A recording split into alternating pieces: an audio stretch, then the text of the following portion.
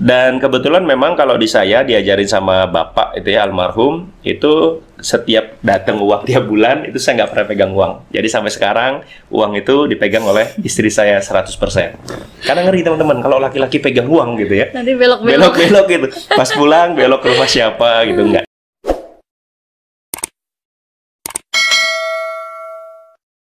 Bismillahirrahmanirrahim. Assalamualaikum warahmatullahi wabarakatuh. Selamat siang teman-teman sekalian. Berjumpa lagi dengan saya Bang Syaiha dan istri saya Ella Nur Hayati. Hai. Hai. Pada video kali ini kita akan bercerita tentang yang berhubungan dengan ekonomi keluarga, ya, terutama buat teman-teman yang mungkin barangkali baru menikah gitu ya. Pasangan-pasangan muda bagaimana mengatur keuangan menurut kami yang sudah kami lakukan, ya. Jadi dilatar belakangi dengan bahwa ketika itu saat saya mengajak istri saya menikah, itu saya nulis di biodata penghasilannya nggak banyak ya kan ya. Penghasilannya berapa, ingat nggak? 800.000. 800.000.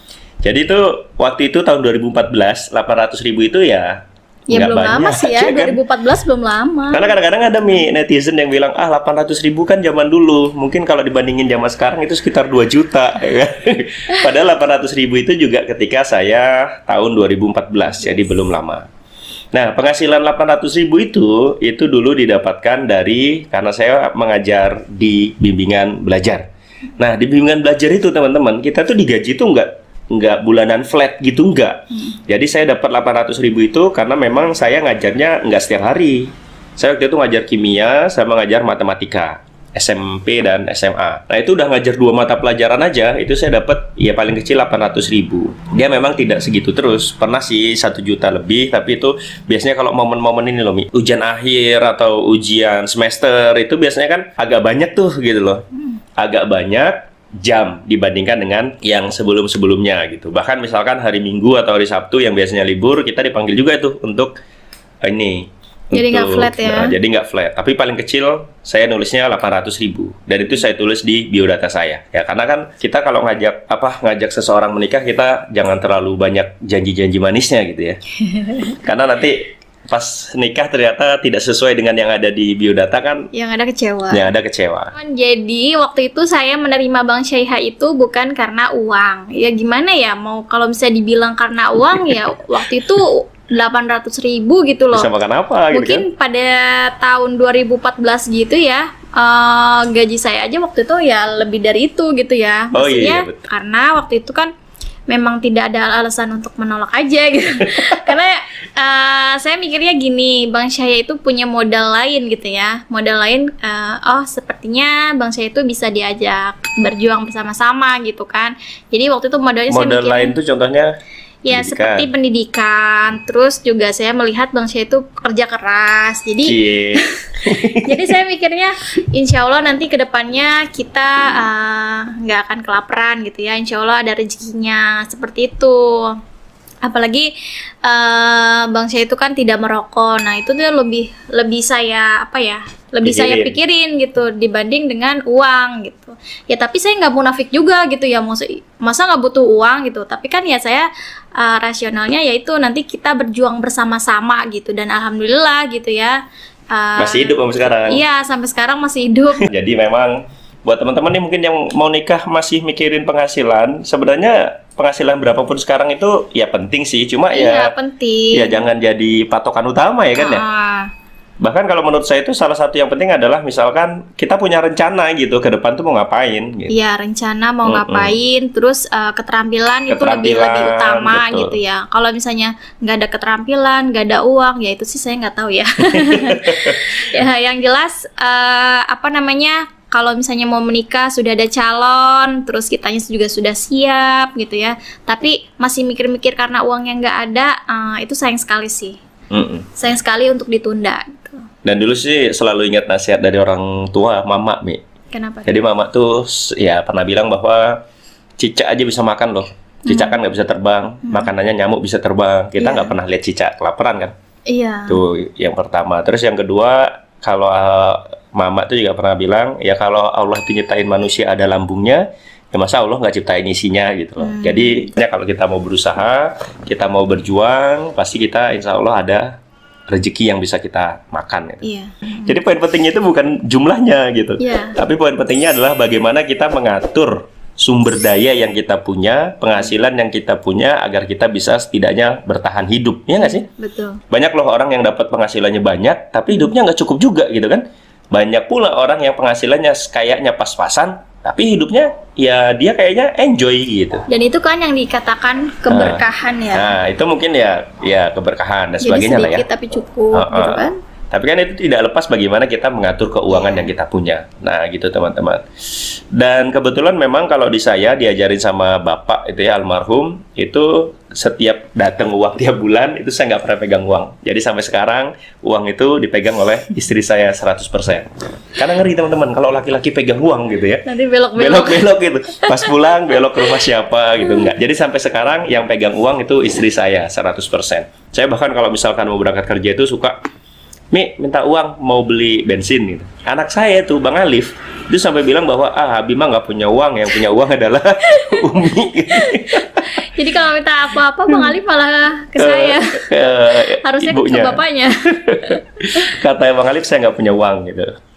Nah, 800.000 itu dulu Umi ingat nggak bagaimana cara ngaturnya agar kita tuh bisa hidup gitu loh? Disesuaikan juga sih. Jadi kalau misalnya, dan saya ingat ya, ketika pendapatannya misalnya 800.000 atau misalnya 500.000 ya, kan pernah juga kayaknya gitu ya. Terus 1 juta atau berapapun, jadi kita tuh menyesuaikan gitu loh, Bi. Jadi gaya hidup kita tuh menyesuaikan. Kadang kalau misalnya emang uangnya segitu, ya udah kita atur makanannya, misalnya ya diirit-irit gitu kan. Kadang kan pernah juga gitu, waktu itu saya pernah makan nasi sama kerupuk aja, itu tuh bisa sama kecap. Iya, yang penting tuh perut kenyang gitu kan. Dan waktu itu kita awal-awal nikah nggak ada yang namanya kayak bulan madu gitu kan. Mana ada gitu ya. Jadi nikah ya udah kita ngendon aja di kontrakan gitu. Orang nikah aja cuma 10 juta gitu ya. Iya. Udah itu udah.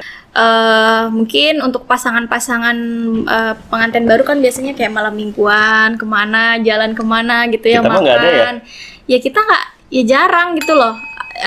Pernah sih waktu itu sekali kalau nggak salah makan di pinggir jalan. Itu di pinggir jalan. Dan itu kan menurut kami udah mewah banget sih gitu, udah mewah banget. Karena ya itu kami makan memang apa waktu itu, inget nggak? Celele sama nasi uduk ya. Iya, dan itu nikmat banget kan gitu. Jadi ya itu kami awal-awal menikah memang nggak pernah jalan-jalan. Kita ke mall juga jarang ya waktu pas awal nikah kan ya? Nggak pernah. Ya karena kalau ke mall nanti lapar mata, yang ada sakit hati, nggak bisa belanja.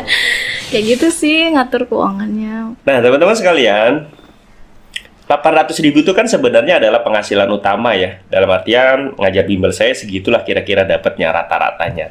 Nah tapi kan karena ngajar bimbel waktu itu nggak tiap harian ya, nggak tiap hari, ada hari-hari yang memang saya kosong gitu kan. Terutama weekend biasanya saya kosong gitu. Hari apa itu ada yang kosong juga. Akhirnya saya harus mikir gitu. Sebagai laki-laki itu paling penting kan adalah kita bisa bertanggung jawab. Kita kan sudah mengajak anak orang gitu ya untuk menikah dengan kita, bersama dengan kita. Kalau hidupnya tidak lebih bahagia, maka kita salah gitu teman-teman. Kita udah ngajak dia menikah, ternyata hidup dia itu lebih bahagia sama orang tuanya, sedangkan sama kita enggak. Berarti kan kita ada yang salah gitu. Ternyata dia itu lebih kenyang hidup dengan orang tuanya daripada sama saya, berarti saya ada yang salah. Akhirnya waktu itu saya mikir gitu, wah nggak bisa nih, karena banyak yang luang. Saya kemudian, waktu itu kan kita karena gabung FLP ya, jadi sambil nulis juga gitu teman-teman. Saya nulis di blog, nulis di media sosial, kemudian menulis buku ya. Lalu selain menulis, saya juga beberapa kali mengisi pelatihan gitu. Nah, dari menulis itulah kemudian teman-teman saya ya ada beberapa buku yang saya terbitkan. Ini contohnya adalah yang ini novel. Ini juga novel. Ini yang pertama ya. Sepotong Diam. Sepotong Diam adalah yang pertama. Ini yang kedua. Ini masih ada adalah yang kedua. Ini Duilogi. Jadi ini adalah novel yang memang ceritanya nyambung gitu ya. Nyambung. Nah, ini saya tulis, kemudian saya jual waktu itu lumayan nih. Ya kan, 500 atau 1000 eksemplar itu laku, Mei. Dan ini cukup lumayan. Tapi kalau yang ini memang saya nulisnya ketika sebelum menikah gitu, teman-teman. Sedangkan yang ini, nah yang ini baru kita berdua ya, Mei ya. Saya yang nulis, kemudian covernya ini istri saya. Ini sudah tahun kedua ya? Ini tahun kedua ya? Iya, kayak tahun kedua kita pernikahan sih ini. tahun kedua waktu itu kita lagi ngontrak di Kahuripan ya kalau nggak salah. Jadi ini benar-benar kita berjuang bahwa nggak bisa nih kita hidup cuma dari misalkan dari ngajar itu gitu. Saya akhirnya menulis buku. Nah ini lumayan nih, kita waktu itu nyetaknya sih indie publishing ya, karena kita coba beberapa penerbit nggak lolos gitu. Tapi karena saya sering nulis tuh banyak yang nanya tuh di media sosial, di Facebook, kemudian di blog gitu, pengen ngelihat buku ini gitu. Akhirnya kita ya sudahlah, kita pakai indie publishing saja. Dan ini ngurus semua sendiri gitu. Pengiriman, terus ini juga nih layoutingnya kan sebenarnya. Layout itu istri saya yang handle, kemudian cover istri saya yang handle. Kita jualan cuma via media sosial aja. Makanya saya dalam tanda kutip selain punya penghasilan utama yang tadi tidak seberapa, justru penghasilan yang di luar itu bisa lebih banyak. Dan itu kita kerjakan bareng-bareng gitu. Nah itu alhamdulillahnya teman-teman. Memang saya seperti yang Umi bilang waktu itu ya, bahwa kalau kita menikah tuh pasangan kita itu kayak apa ya, kayak melengkapi gitu loh. Ya kan, saya bisa nulis, istri saya alhamdulillah bisa editing gambar, kemudian bisa editing macam-macam lah, sehingga saya nggak perlu keluar uang lagi gitu untuk edit buat cover dan sebagainya. Selain suami saya tadi menulis gitu ya, terus pelatihan juga. Nah, saya juga bantu dong. Masa saya diam aja? Apalagi waktu itu kan masih cukup banyak waktu juga kan, karena belum punya anak ya waktu itu. Betul. Jadi saya waktu itu jualan fashion ya, jadi rok celana, terus kadang juga gamis, jilbab, semuanya sih yang bisa dijual ya dijual gitu. Reseller ya, Bu? Iya, reseller aja. Ya sebenarnya itu juga sebelum nikah sih udah mulai juga sih, karena dulu juga kan memang seneng jualan online gitu ya. Terus selain itu saya juga waktu itu terima desain juga, desain grafis ya.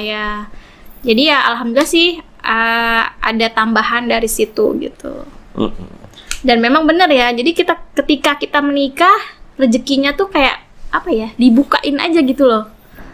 Betul. Dan itu tuh ya jadi bergabung gitu loh, rezeki saya, rezeki suami jadi bergabung gitu ya, alhamdulillah gitu loh. Dan Umi kan inget gak sih waktu itu kita lagi sore-sore nih nonton, kalau dulu kita sore berdua nonton berita, kemudian tiba-tiba tuh Abi kan ditelepon. Tiba-tiba Abi ditelepon, pikir ini siapa yang nelpon, pas diangkat ternyata itu dari Dompet Duafa. Ya kan ya? Iya. Dari situlah kemudian kayak perekonomian keluarga kami agak terangkat lah ya. Yang awalnya penghasilan cuma 800.000 rata-ratanya, tidak flat juga kan? Tidak flat, kadang lebih rendah, kadang lebih tinggi. Nah, pas sore itu saya ditelepon oleh Dompet Duafa. Nah, itu alhamdulillah banget gitu ya. Ternyata Allah itu benar kata istri saya, membukakan rezeki ketika kita sudah menikah gitu. Nah, itu ditelepon dan kemudian saya nggak ngelamar itu padahal. Karena Abi nggak ada ngelamar apapun kan ya. Ditelepon, suruh datang ke Dompet Duafa. Dompet Duafa mau buat sekolah, saya diminta untuk menjadi guru di sana gitu. Nah, itu dari situ penghasilan saya naik. Penghasilan kita naik menjadi UMR 3,5 kalau nggak salah itu UMR-nya.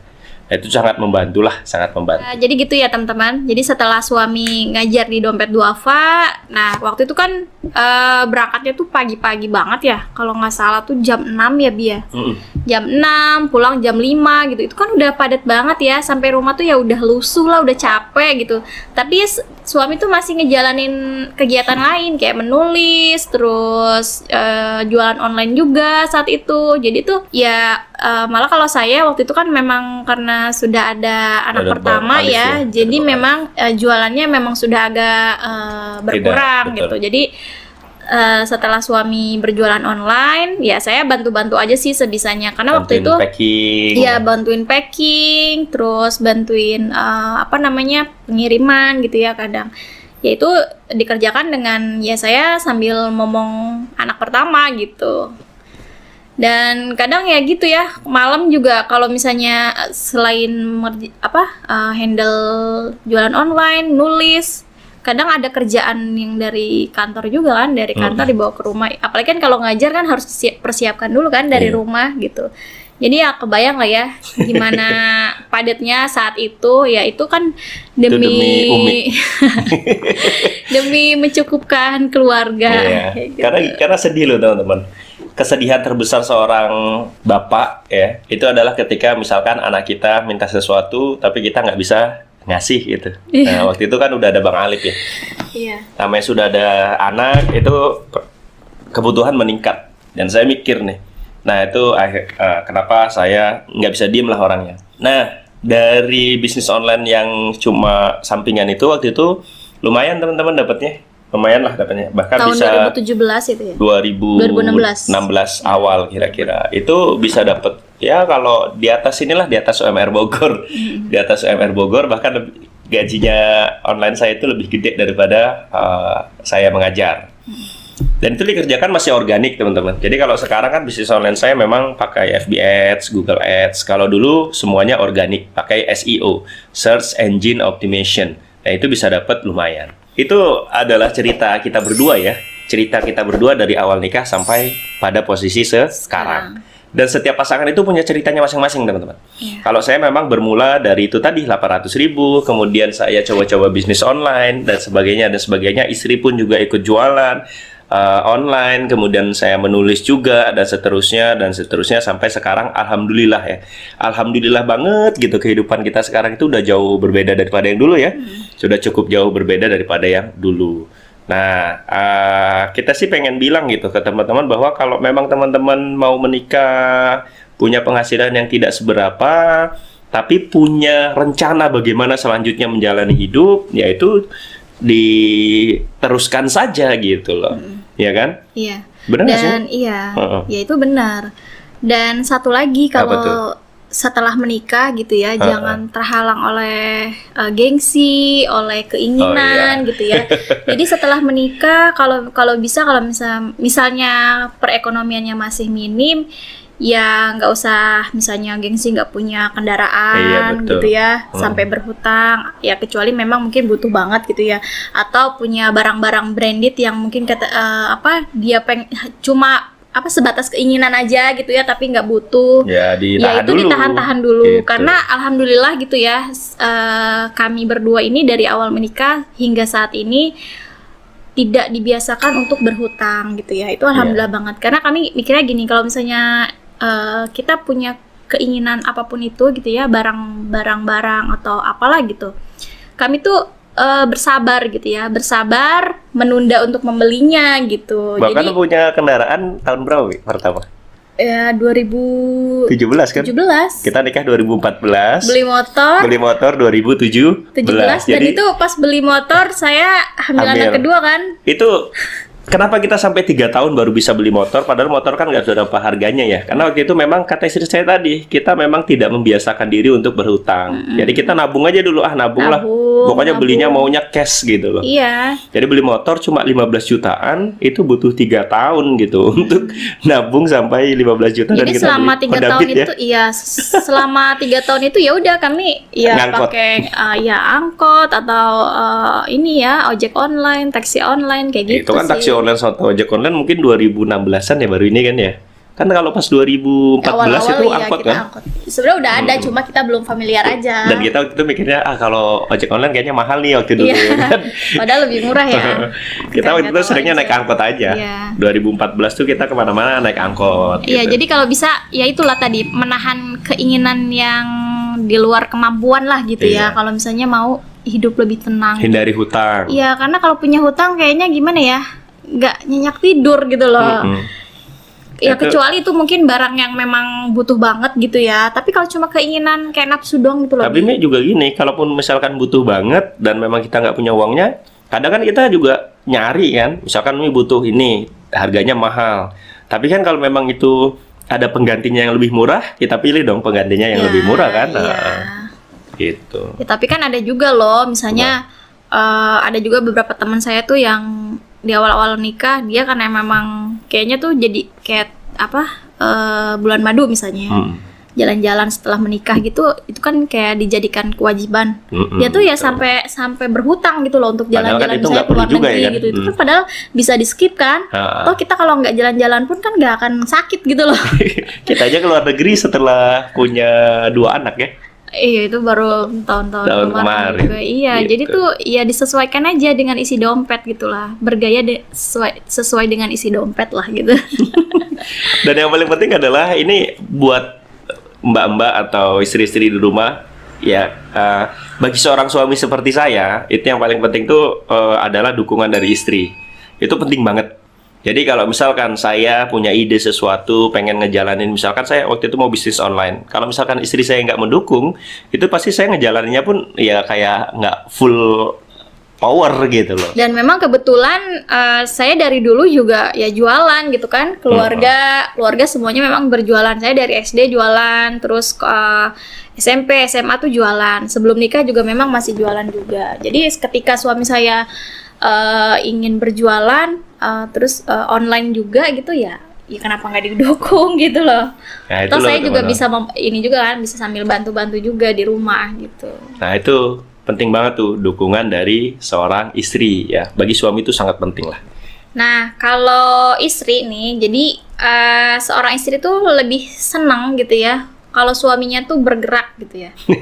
Dalam artian masih dalam artian dia tuh berikhtiar gitu kan. Jadi misalnya udah nggak ada kerjaan tapi dianya nggak mikir gitu ya, diem aja di rumah padahal kan main game aja ya, atau main game gitu ya. Ya padahal kan tugasnya kan berikhtiar gitu, apapun itu ya gali lah gitu ya, misalnya potensinya apa, peluang apa yang bisa diambil gitu.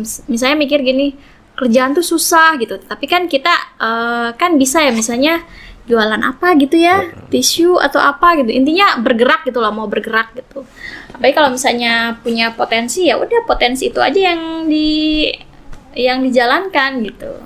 Jadi sebenarnya berapapun penghasilan kita itu kalau kita sudah berusaha maksimal, sudah bergerak dan sebagainya, biasanya istri juga nggak terlalu ini lah ya. Jadi istri udah ngeliat dong ya kan. Istri itu kadang tidak melihat hasilnya gitu loh, tapi gimana dia berikhtiar gitu. Karena kan ya memang tugasnya suami itu kan memberi nafkah kan, ya berapapun itu yang penting dia memang sudah berikhtiar gitu. Oh iya, seringnya tuh kalau ada cerita seorang istri marah-marah karena suaminya penghasilannya kecil, kita harus periksa juga harusnya kan. Mungkin kecil tapi suaminya malah nggak apa-ngapain gitu kan, bikin emosi.